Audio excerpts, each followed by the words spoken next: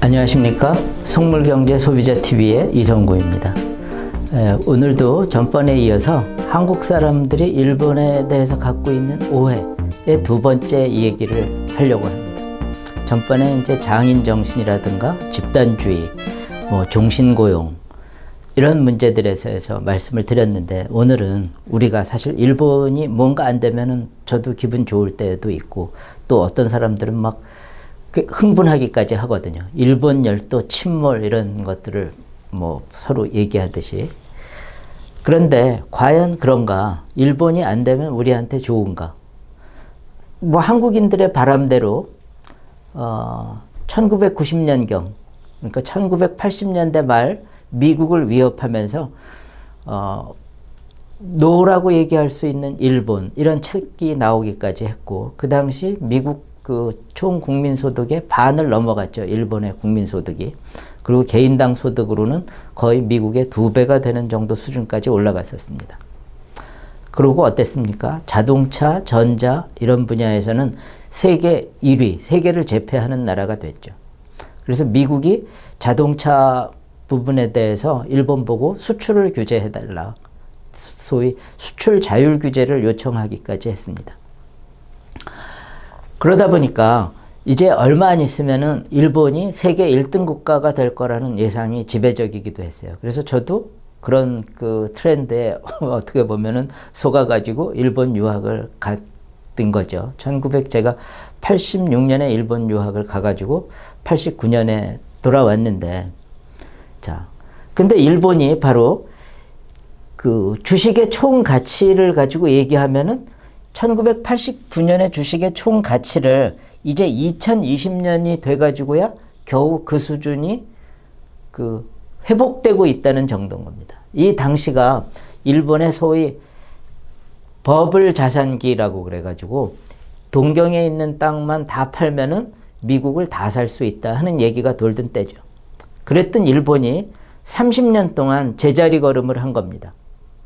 사실 일본의 엔화 기준으로는 2020년이 돼서도 1989년 말, 그러니까 1989년 말에 일본이 주식시장을 폐장했을 때 그 시가총액을 아직도 도달하지 못하고 있습니다. 다만 달러 기준으로 도달해 있다는 거죠. 그럼 30년 동안 일본은 어떻게 보면은 경제 성장률이 극히 저조해가지고 1%가 안 됐습니다. 30년 동안. 그러다 보니까 이제 이 당시 거의 한 4배쯤 되던 일본이 우리나라 국민소득에, 그렇죠? 90년에 우리나라는 6,513불, 일본은 25,000불. 요거는 이제 이 연합뉴스에서 2015년 기준으로 했었기 때문에 2020년에는 한국이 따라갈 거라고 그랬는데, 한국도 역시 2015년에서 2020년 사이에 제대로 성장을 잘 못하다 보니까 일본은 지금 한 4만 불 정도 수준이고 한국은 한 3만 2천 불 정도, 1,000불 수준. 그래서 일본 국민소득의 한 4분의 3 수준, 75% 정도 수준이 됩니다. 다만 구매력 지수, 그러니까 실제 생활을 어느 정도 하는 거냐로 봤을 때는 한국이 일본을 추월했다고 합니다. 말하자면 OECD가 이 PPP, 그러니까 구매력, Purchasing Power 기준으로 국민소득을 비교했을 때는 50년 만에 한국이 일본을 추월했다, 이렇게까지 얘기를 하고 있습니다. 그러면 정말 즐거운 일인가? 사실 1989년경에는 일본이, 여기 보십시오. 이 빨간 것들이 전부 일본의 기업인데 10등 안에 3개만 빼고는 전부 일본 기업이었던 거죠. 근데 지금 2020년에 와서는 10등 안에 일본 기업이라고는 하나도 없습니다. 대부분 미국 기업이죠. 애플, 마이크로소프트, 아마존, 존슨앤존슨, JP모간, 구글, 페이스북, 엑슨모빌, 버크셔 해시웨이, 이런 뱅크 오브 아메리카. 지금은 세계 10대 기업이 거의 다 미국 기업이 돼버린 거죠. 90년에는 거의 일본 기업이었는데. 그러면은 우린 정말 잘 됐다. 한국 사람들의 이 염원이 이뤄준 게 아니냐. 우리가 그렇게 일본으로부터 뭐 천시당하고 그랬는데 이제 드디어 일본이 망하고 한국한테 기회가 오는구나. 1945년에 일본이 미국한테 패망하니까 한국한테 해방과 광복이 찾아왔어요. 그럼 정말 한국한테 좋은 일이 오는 겁니까? 이 부분에 대해서 한번 얘기를 해보려고 하는 거죠. 제가 일본에서 유학을 할 무렵에 동경대학의 조선공학과에는 동경대 출신보다도 서울대 출신이 더 많았다고 했어요. 그리고 제가 유학했던 동경대학 경제학과에도 그 대학원 경제학과에 가장 많은 학생들이 물론 동경대 본교 출신이었고 그 다음 많은 학생들이 서울대에서 왔었어요. 서울대 경제과에서. 무슨 얘기냐면은 일본을 가장 쉽게 배울 수 있는 나라가 한국이라는 겁니다. 우스갯말로 어떤 얘기까지 있었냐면 일본 문부성이 한국의 조선공업을 육성하고 있다는 그 자조 섞인 얘기도 있었던 겁니다. 일본이 아무리 한국을 미워하고 뭔가를 막으려 하더라도 일본을 제일 쉽게 배울 수 있는 나라가 한국이거든요. 사실 한국 외의 유학생들은 일본에 와가지고 일본어를 이해하는 데만 해도 1, 2년의 시간이 걸립니다. 근데 한국 사람들은 너무 쉬워요.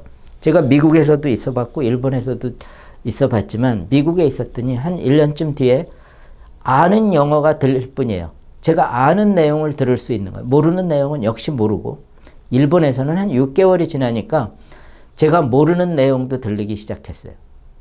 일본은 한국 사람이 가장 쉽게 배울 수 있는 나라입니다. 동시에 일본 사람들도 한국 사람을 가르치는 게 제일 쉬운 거예요.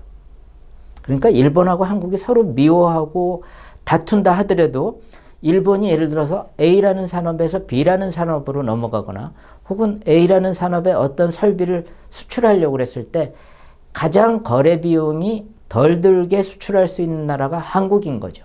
한국도 마찬가지로 어떤 기계를 사올 때 일본에서 사오는 거가 그 기계를 운영하는 데 드는 노하우를 습득하는 데 드는 비용이 가장 적은 겁니다. 이거를 거꾸로 얘기하면은요. 일본이 세계 1등을 하면은 우리는 세계 1등을 배울 수가 있고 일본이 원 오브 댐이 됐을 때는 원 오브 댐밖에 못 배운다는 거죠.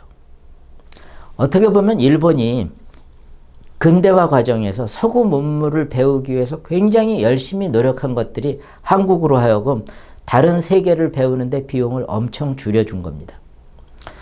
일본은 일본에 가가지고 사전들을 보면은 예를 들어서 이런 거죠. 일본이 만든 영일 일형 사전은 미국 사람이 만든 제페니스 잉글리시나 잉글리시 제페니스 딕셔너리보다 훨씬 퀄리티가 좋습니다.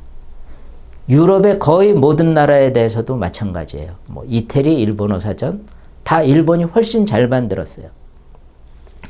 말하자면 그런 서구를 만들기 위해서 일본이 했던 노력들을 우리는 아주 쉽게 받아들였다는 것은 우리나라 최초의 한영 영한 사전은 실은 일본의 일형 영일 사전의 번역판이라고까지 비판받고 있습니다. 그리고 실제적으로 그런 증거들도 많이 나와요. 왜 그러냐면 우리나라의 영한 한영사전의 순 우리말 어휘가 굉장히 부족하다고 비판받고 있거든요. 그건 왜 그러냐면은 일본의 사전들을 번역하듯이 가져왔기 때문에 그런 거죠. 근데 그게 나쁜 게 아닙니다. 왜 그러냐면은 이미 옆집 사람이 훌륭히 잘 연구해 왔는데 그걸 다 무시하고 자기가 새로 한다는 거는 바보 같은 일이죠. 산업을 보십시오. 우리가 현재 세계적으로 앞서가고 있는 산업들 반도체, 조선 이런 분야들은 다 일본이 세계에서 1등을 했던 분야들입니다. 요컨대 일본이 잘 되는 거는 한국이 우리가 같이 잘 협력만 하면은 한국한테도 엄청난 기회라는 거죠. 물론 일본이 잃어버린 30년을 했다고 해서 우리도 똑같은 일을 반복하지는 않기를 바라고 또 그래야 되겠지만 일본이 뒤처진 거가 한국한테 반드시 좋은 거는 아니다. 일본이 오히려 발전해 나가고 잘 되는 것이 한국한테 더 좋을 수가 있다 하는 부분을 말씀드리고 일본이 왜 그러면은 이렇게 30년에 걸쳐서 뒤처지게 됐느냐 하는 거는 다음번에 또 말씀드리겠습니다. 이상 경청해 주셔서 감사합니다. 구독과 좋아요 부탁드립니다.